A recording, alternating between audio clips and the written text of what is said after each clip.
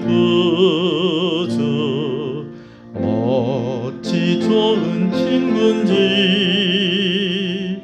걱정 근심 무거운 짐 우리 주께 맡기세. 주께 고함 없는 고로 복을 받지 못하네. 사람들이 어찌하여 아랠 줄을 모를까. 시험 걱정 모든 괴로움 없는 사람 누군가. 부질없이 낙심 말고 기도드려 아뢰세.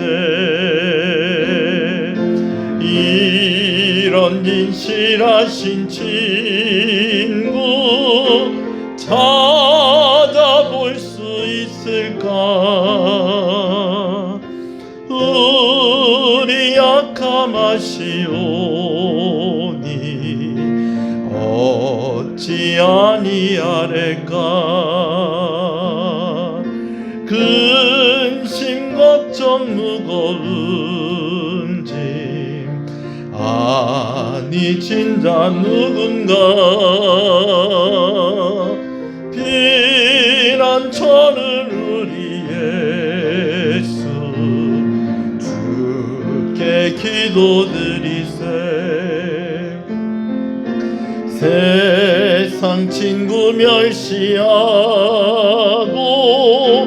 너를 조롱하여도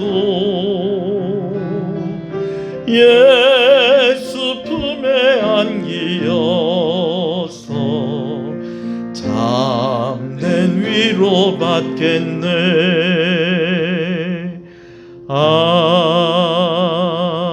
아멘. 신앙을 고백하시겠습니다. 전능하사 천지를 만드신 하나님 아버지를 내가 믿사오며 그 외아들 우리 주 예수 그리스도를 믿사오니 이는 성령으로 잉태하사 동정녀 마리아에게 나시고 본디오 빌라도에게 고난을 받으사 십자가에 못 박혀 죽으시고 장사한 지 사흘 만에 죽은 자 가운데서 다시 살아나시며 하늘에 오르사 전능하신 하나님 우편에 앉아 계시다가 저리로서 산자와 죽은 자를 심판으로 오시리라. 성령을 믿사오며 거룩한 공예와 성도가 서로 교통하는 것과 죄를 사해 주시는 것과 몸이 다시 사는 것과 영원히 사는 것을 믿사옵나이다. 아멘. 하나님의 은혜 감사합니다. 3일 저녁 우리가 함께 주의 은혜를 사모하며 예배의 자리로 나아가게 하시는 것을 감사합니다.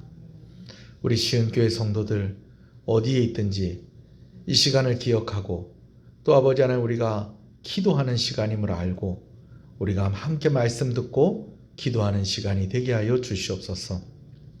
이 시간이 예배가 되기를 원합니다. 예배에 합당한 자로 우리를 허락하여 주시옵소서. 보혈의 공로 의지하며 십자가 붙잡고 나아가오니 우리의 죄를 용서하시고 오직 주의 성령으로 충만하게 하여 주시옵소서. 말씀을 들을 때의 깨달음과 은혜가 있게 하여 주시옵소서. 예수님 이름으로 기도합니다. 아멘. 하나님의 말씀을 보겠습니다. 하나님의 말씀은 마태복음 8장 1절에서 4절 말씀입니다. 신약성경 마태복음 8장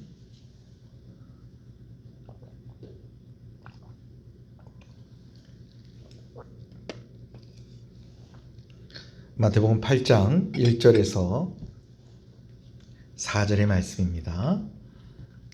함께 읽습니다. 예수께서 산에서 내려오시니 수많은 무리가 따르니라. 한 나병 환자가 나와 절하여 이르되 주여 원하시면 저를 깨끗하게 하실 수 있나이다 하거늘 예수께서 손을 내밀어 그에게 대시며 이르시되 내가 원하노니 깨끗함을 받으라 하시니 즉시 그의 나병이 깨끗하여 진지라. 예수께서 이르시되 삼가 아무에게도 이르지 말고 다만 가서 제사장에게 내 몸을 보이고 모세가 명한 예물을 드려 그들에게 입증하라 하시니라. 아멘. 할렐루야. 오늘 또 몇 분 또 함께 이 자리에 하고 계시고요. 또 대부분의 성도들은 또 가정에서 또 영상을 보시면서 기도하시고 말씀 듣고 예배하는 자리가 되는 줄로 압니다. 한번 인사하겠습니다. 잘 되고 있습니다. 더 잘 됩니다. 갈수록 잘 됩니다. 반드시 잘 됩니다. 할렐루야. 마태복음 8장 1절에서 4절 말씀을 읽었습니다. 1절 말씀에 예수님께서 산에 내려오셨다, 그리고 따르는 이들이 많았다라는 것은 예수님의 산상수훈 말씀이 이제 마치고 그 말씀을 들은 사람들이 예수님을 따르는 이들이 있었다라는 것을 의미합니다. 그러면서 이제 오늘 본문의 말씀은 이제 산상수훈의 말씀을 마치고 난 이후에 처음으로 소개되어지는 예수님이 기적을 행하시는 그런 말씀입니다. 마태복음에는 10가지 기적이 기록이 되어 있는데 그 중에서 첫 번째라는 거예요. 어떤 말씀 이후에, 산상수훈의 말씀 이후에 주시는 첫 번째 소개되어지는 말씀이라는 것이죠. 여러분, 산상수훈의 말씀을 새벽에 아침마다 제가 문자로 보내드리고 있습니다만은 조금만 기억을 한번 더듬어 볼까요? 무엇이 제일 생각이 나십니까? 먼저는 팔복의 말씀이 있죠. 제일 대표적인 것, 다는 못 외워도 첫 번째는 외울 수 있겠죠. 가난한 자는, 심령이 가난한 자는 복이 있나니 천국이 저희 것이니요. 그러면서 또 예수님께서 기도도 가르쳐 주셨어요. 주님이 가르쳐 주신 기도죠. 그리고 또 가르쳐 주신 것이 있습니다. 또 여러 가지 것들에 대해서 이야기하면서 먼저 그 나라와 그의 의를 구하라. 그리하면 이 모든 것을 너희에게 더하시리라. 여러분, 이런 말씀들이 산상수훈 말씀 가운데 들어있는데, 이 산상수훈 말씀을 한마디로 요약을 한다고 한다면 저는 하나님이 우리의 아버지가 되신다라는 그 말씀을 예수님께서 우리에게 주셨다라고 저는 그렇게 요약을 하고 싶습니다. 여러분, 하나님이 우리 아버지 되신다는 것을 믿으시는 여러분 되시길 소원합니다. 그래서 가난한 자가 복이 있는 이유는 무엇이냐? 하나님이 우리 아버지이시기 때문에 가난한 자도 복이 있다라는 것입니다. 아멘이십니까? 기도할 때도 누가 그 기도를 들으시겠다는 것입니까? 하늘에 계신 너희 아버지께서 들으시겠다는 것인데, 하늘에 계신 너희 아버지가 누구시라는 거예요? 바로 우리 하나님을 말하는 것입니다. 먼저 그의 나라와 그의 의를 구하라. 여기서 말하는 그의 나라는 누구의 나라를 말하는 것입니까? 하나님 아버지의 나라를 말하는 것입니다. 산상수훈을 한마디로 이야기하면 뭐라고 이야기하겠습니까? 라고 하면은 하나님이 우리의 아버지가 되신다라는 것이죠. 이 말씀을 주시고 난 이후에 이제 예수님께서 어떤 한 사람을 만나시고 그 사람의 병을 고쳐주셨는데, 그 예수님이 얼마나 많은 병자들을 고쳐주시고 얼마나 많은 연약한 사람들을 만나셨겠어요?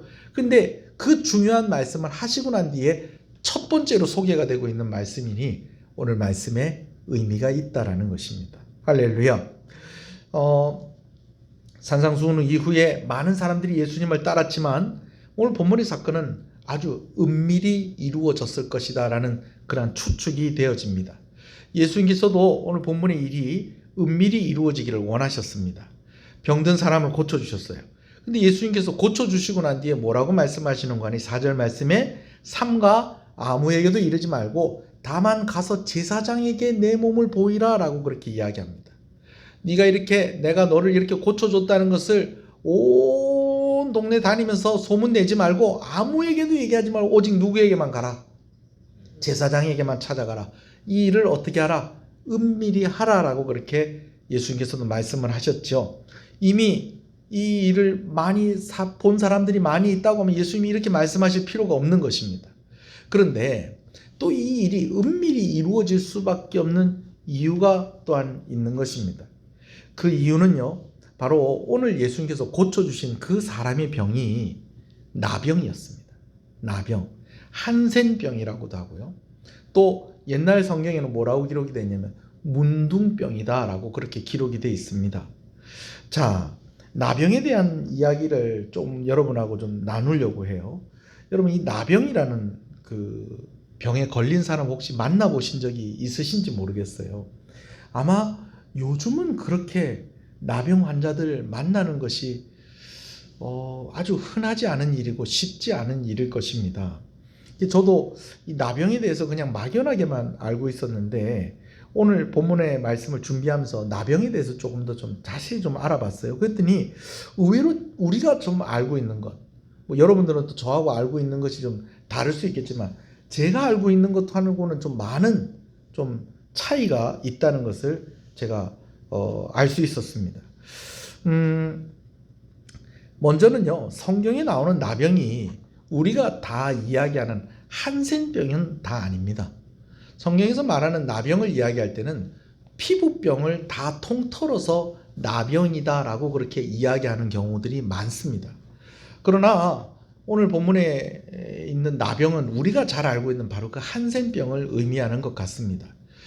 의사인 누가가 이 본문에 있는 이야기를 누가복음에도 기록을 하고 있는데 이 누가도 뭐라고 얘기하고 있느냐, 이 사람이 온몸에 나병이 걸렸다라고 그렇게 이야기를 하고 있어요. 이 나병이라는 것이 어떻느냐, 다른 질병도 그렇지만 이 피부병은 사람을 아주 괴롭게 하죠.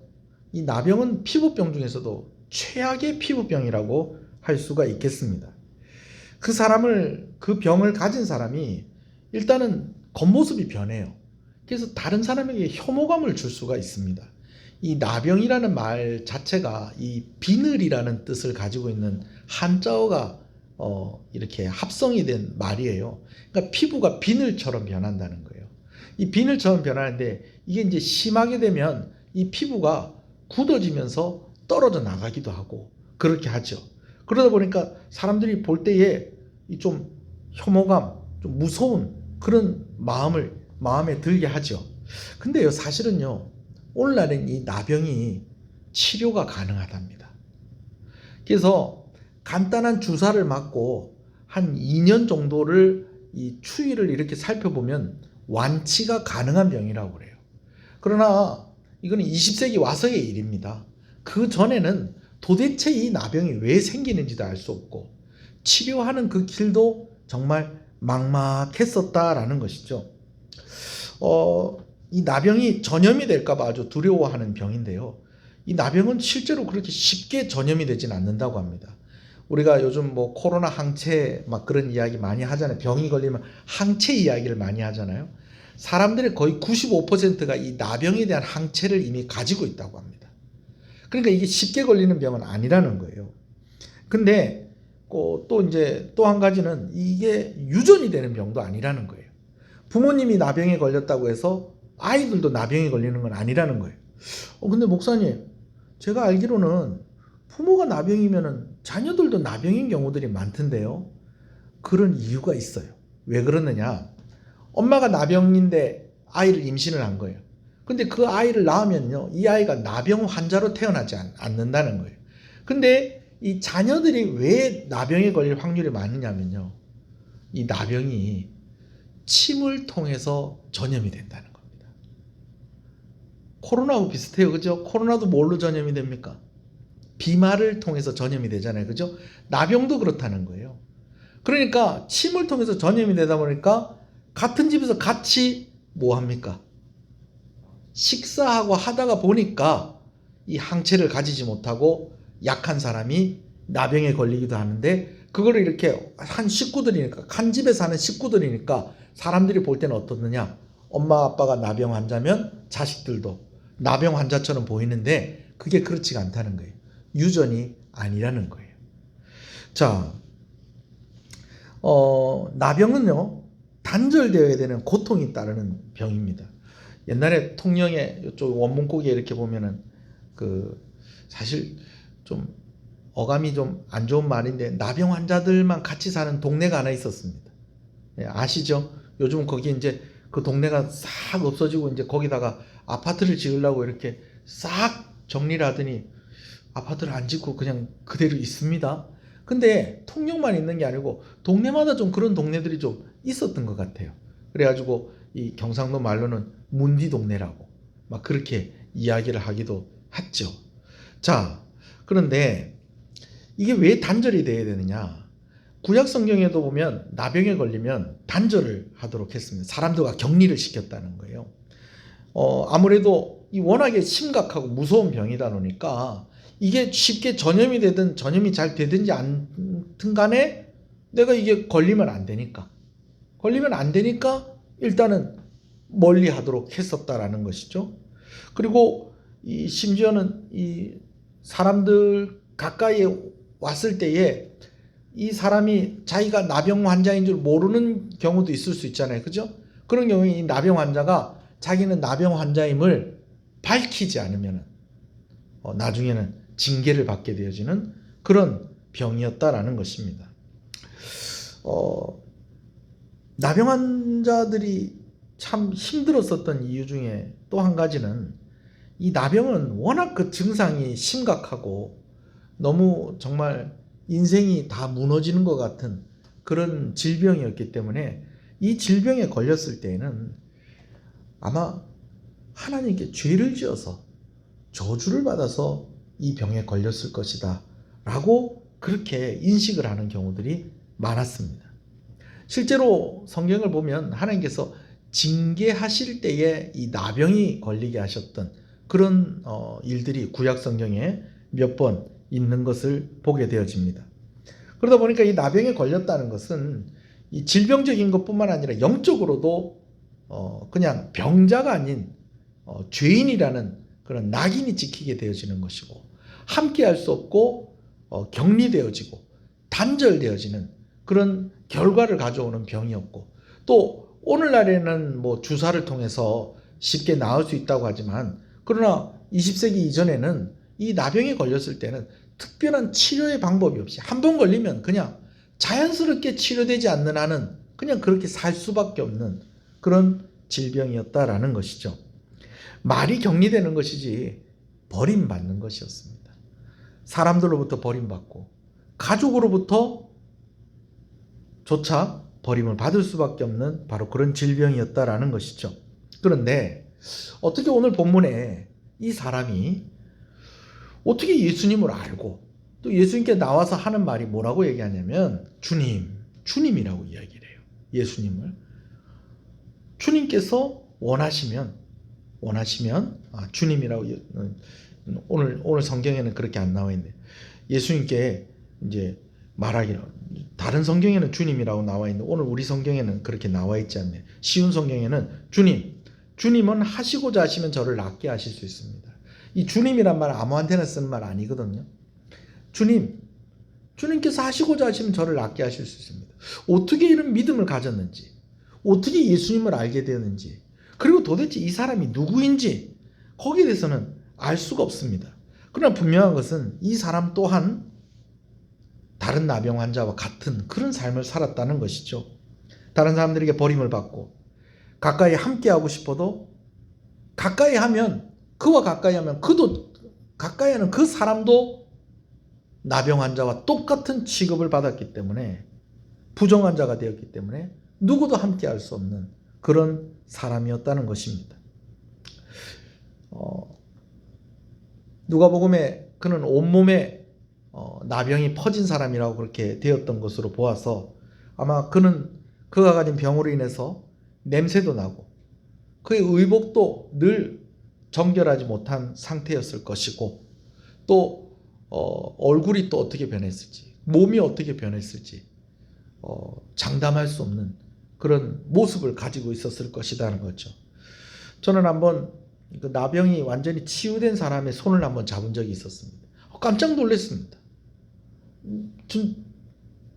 제가 어떻게 표현을 해도 참 그분에게는 좀 누가 될 것 같아서 제가 표현을 그냥 자제하겠습니다. 정말 제 손을 먼저 탁 잡고 이렇게 악수를 하는데요.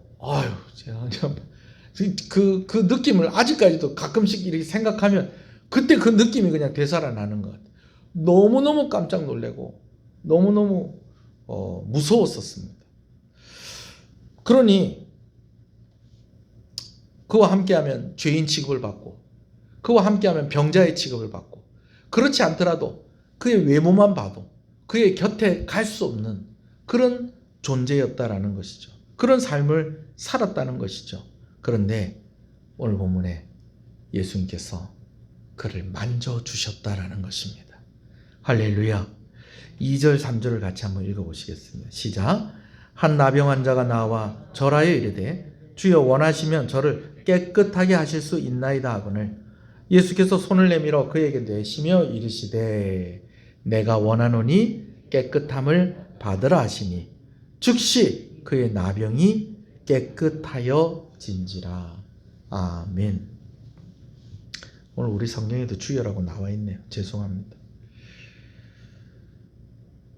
예수님께서 그에게 손을 내밀어 그에게 몸에 손을 대셨다는 것입니다. 예수님께서 그를 만지셨다는 것이죠. 다른 기적의 경우도 보면 예수님께서 말씀만 하셔도 병이 고쳐졌습니다. 근데 왜 굳이 예수님이 이 나병 환자의 몸에 손을 대신 것이었을까요? 또 말씀을 자세히 보면요.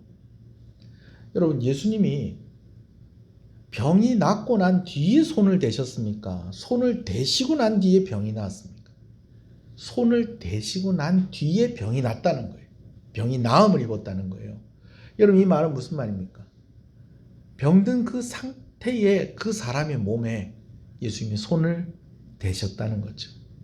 그를 만져주셨다는 것입니다. 요즘은 코로나라서 그렇게 할 수 없겠죠. 한때 우리나라뿐만 아니라 전 세계에서 이 프리허그를 해주는 사람들이 있었습니다. 그냥 이렇게 안아드릴게요. 그래서 이 피켓을 이렇게 들고 있으면 가서 그 사람을 이렇게 한번 안아주는 겁니다. 근데요, 놀라운 것은 이렇게 한번 내가 전혀 모르는 사람인데도 나를 한번 이렇게 안아줄 때에 사람들이 위로를 받고 마음의 상처가 치유가 되어지는 역사가 일어나더라는 것입니다. 저는 교회 안에서도 좀 이렇게 좀 많이 좀 안아주고 했으면 좋겠어요. 물론 코로나19가 끝나야 되겠죠, 그죠? 일단은 누가 이 사람을 만져줬을까요? 이제껏 누가 이 사람을 안아주었을까요? 아마 그런 일이 있었다면 이 사람이 나병이 걸리기 전의 이야기일 것입니다. 나병이 걸리고 난 이후에 말이 격리가 되는 것이고 말이 단절이 되는 것이 이제 버림받는 삶이었습니다. 근데 그에게 손을 내밀어 주셨다는 것입니다. 그리고 그의 몸에 손을 대시고 예수님께서 그에게 말씀해 주셨다는 것입니다. 유대인들에게는 이것은요, 율법을 어기는 행위였습니다.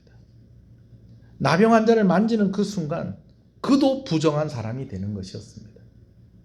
그러나 그 병이 고쳐지기 전에 예수님은 그를 만지셨고, 그리고 그를 만지실 때에 그의 병이 나음을 입었습니다.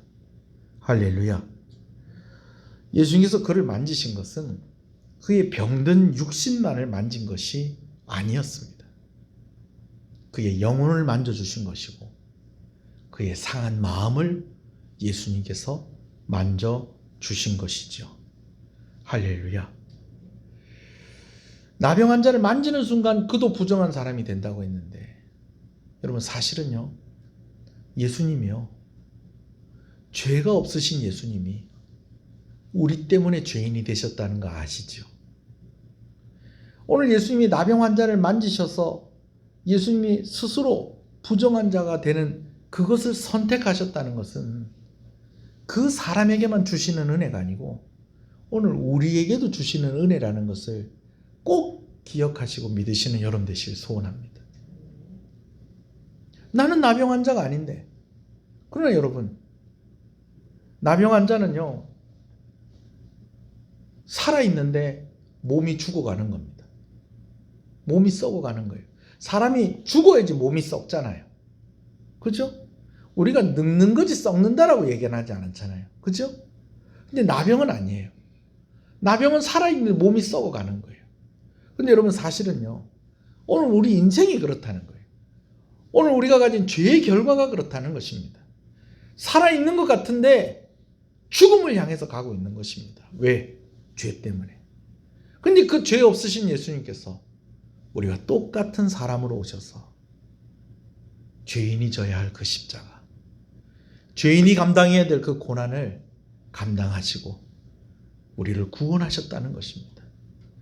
오늘 산상수훈의 말씀을 하시면서 하나님이 우리의 아버지 되신다는 그 이야기를 하시면서 예수님께서 가장 먼저 보여주고 싶으셨던 그 일은 바로 예수님이 우리를 구원하러 오신 분이다라는 그것을 보여주고 싶으신 것이었습니다. 다윗은 시편에 이야기하기를 부모가 나를 버려도 내 주 하나님은 나를 버리지 않습니다 라고 그렇게 고백을 하고 있는 것을 봅니다.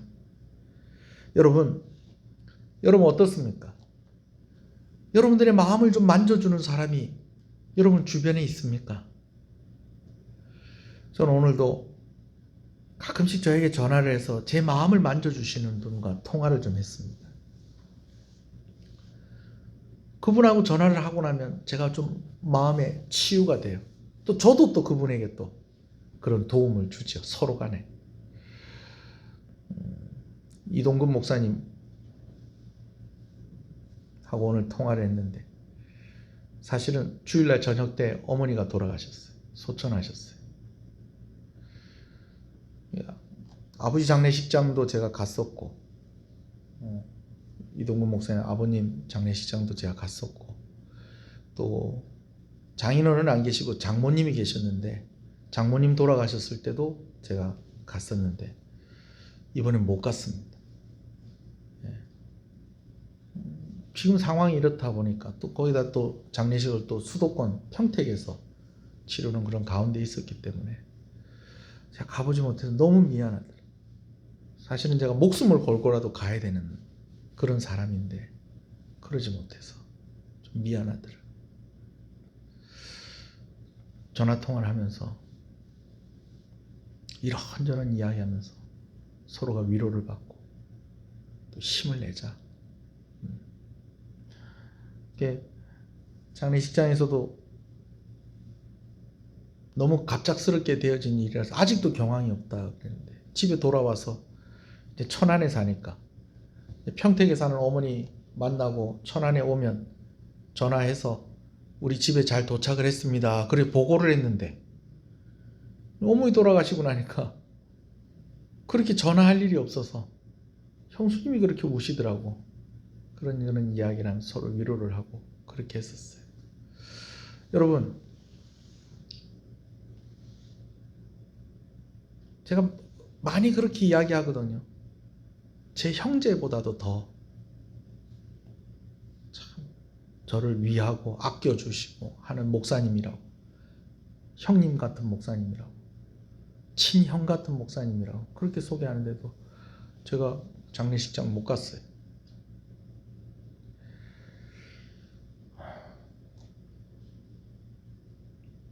지금이라도 여러분들 제가 아까 나병에 대해서 설명드렸잖아요. 전염 잘 된다 안 된다? 잘 안 된다는 거예요. 걸렸다고 해도 주사 맞고 뭐 이렇게 조금 치료하면 낫는데요. 그리고 한 2년 동안 또 어떤 또 증상이 나타나는가 이렇게 잘 살펴보고 한 2년 지나면 뭐 완치 판정을 받을 수 있는. 치료는 더 간단하고 뭐 유전되는 것도 아니고 뭐 손잡고 뭐 이렇게 뭐 끌어안고 그렇게 해도 심지어 전염되지도 않고 95%가 다 항체 가지고 있고. 여러분 그렇다고 해도 여러분 지금 눈앞에 어떤 나병 환자가 와서 뭐 안아주는 거는 뭐 둘째치고 손 한번 잡아달라면 선뜻 손 내밀어 잡아주실 수 있겠습니까? 오늘 이게 우리의 한계라는 거예요. 다윗은 심지어 뭐라고도 얘기하느냐? 내 부모가 나를 버려도 하나님은 나를 버리지 않습니다. 여러분 그 이유가 뭔지 아십니까? 하나님이 우리 아버지 되시기 때문에 그런 것입니다. 오늘 예수님이 왜 그 나병 환자의 몸에 손을 대시고 그를 고쳐주셨을까요?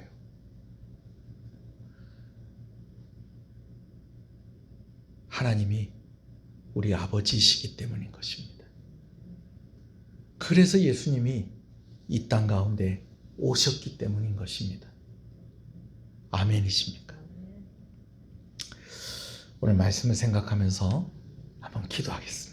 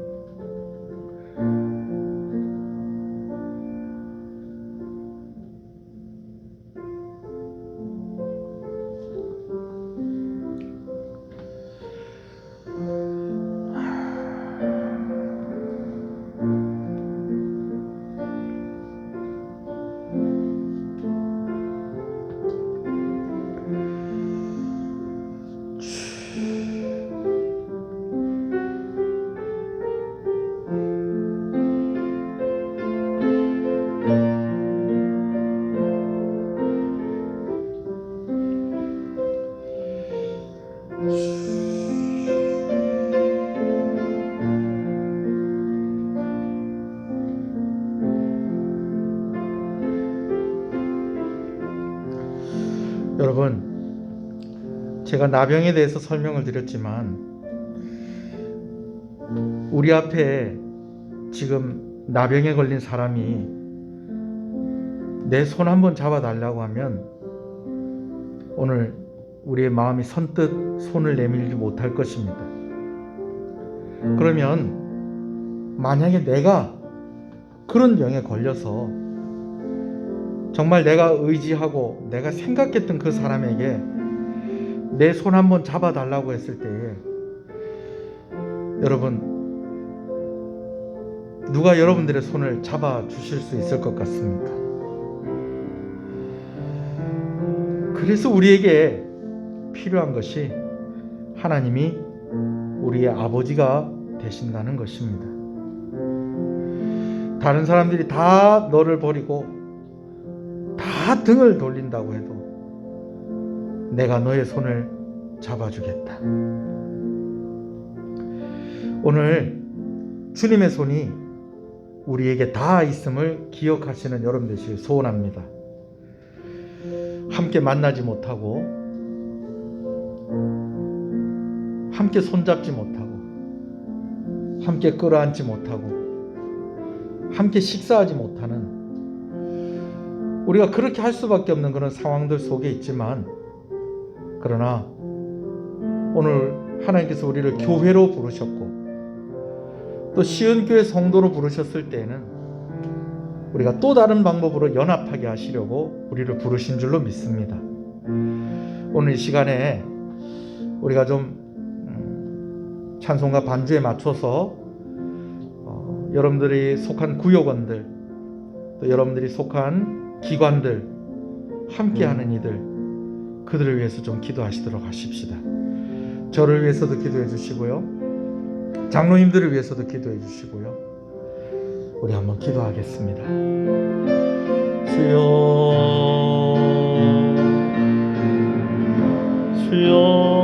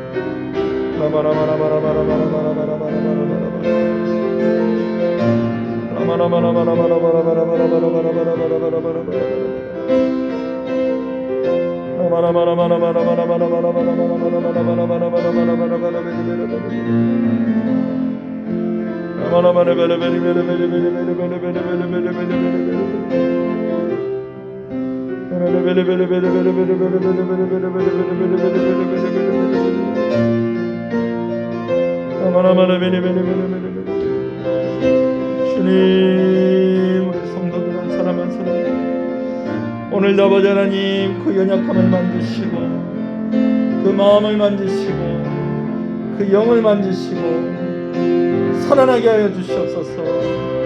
치료하여 주시옵소서. 힘을 내게 하여 주시옵소서.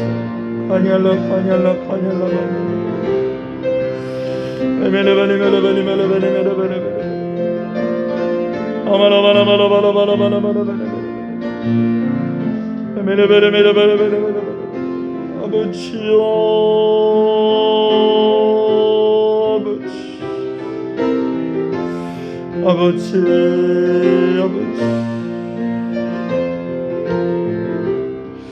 아버지, 아버지.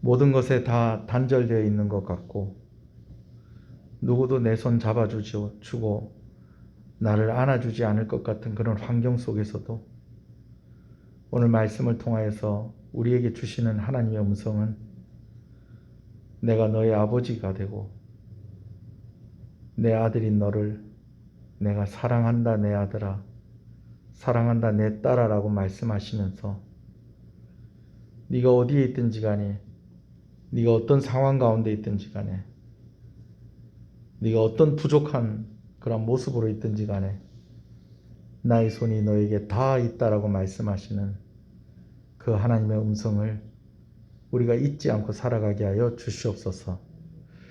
우리 시은의 성도들, 주님이 만져주셔야 할 우리 성도들이 있습니다. 그 마음을 만져주시옵소서. 영을 만져주시옵소서. 육신을 만져주시옵소서. 살아나게 하여 주시옵소서. 살게 하여 주시옵소서. 아버지께서 함께하여 주시고 은혜를 주시고 긍휼히 여기셔서 아버지는 우리가 또 각자가 하나님을 바라보지만 교회로 우리를 함께 불러주시고 함께 하시게 하실 때에는 우리가 서로 기도하며 함께 세워져 가고자 하는 그런 하나님의 뜻이 있는 줄로 압니다. 매일 아침 이름을 불러가며 기도합니다. 아버지 하나님 생각날 때마다 아버지 하나님 마음을 정해놓고 위하여서 서로 기도할 때에 교회가 더욱더 든든히 세워져 가게 하여 주시옵시고 코로나19 상황 가운데에 특별히 교회가 많은 비난과 비판을 받고 있습니다. 그런 일이 없도록 더욱더 조심하게 하시고 덕을 세우게 하여 주시옵시고 예배를 드리는 것에 정말 어떤 장애가 없도록 하나님께서 이번 한 주간에도 은혜를 허락하여 주시기를 간절히 소원하고 소원합니다. 이렇게 나와서 함께 예배하는 것보다 영상으로 말씀을 듣고 또 말씀을 전하는 것도 참 쉽지 않은 것을 하나님이 아십니다. 우리가 그러나 더 애를 쓰고 그렇기 때문에 더 하나님의 은혜를 갈급해 할 때에 하나님께서 그때마다 놀라운 은혜를 허락하여 주시옵소서. 예수님 이름으로 기도합니다. 아멘. 지금은 우리 주 예수 그리스도의 은혜와 하나님 아버지의 사랑하심과 성령님의 감화감동, 위로교통 충만하시는 역사가 이제로부터 영원토록 함께 있을지어다. 아멘.